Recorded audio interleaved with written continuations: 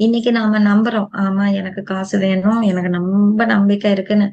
அடுத்த நிமிஷமே எப்படி வரும் அப்படின்ற ஒரு கேள்வி வரும். சோ இந்த மாதிரி நாம இருக்கும்போது கண்டிப்பா நடக்காது. பிசிக்கலா நீ என்ன செயல்படுறியோ அத பண்ணிட்டே இரு. பட் நம்பிக்கையில நான் முழுமையா ஆரோக்கியமா இருக்கிறேன் அப்படின்ற ஒரு நம்பிக்கை இருக்கணும். சோ இதுதான் எமோஷன்ன்றது சொல்றது.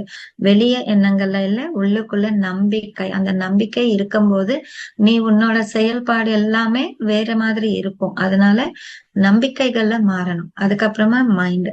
சோ நம்ம ஒரு நெகட்டிவ் தாட்ஸ்ல இருந்து பாசிட்டிவ் தாட்ஸுக்கு நம்ம வரும்போது நம்ம கான்சென்ட்ரேஷன் மாறணும்.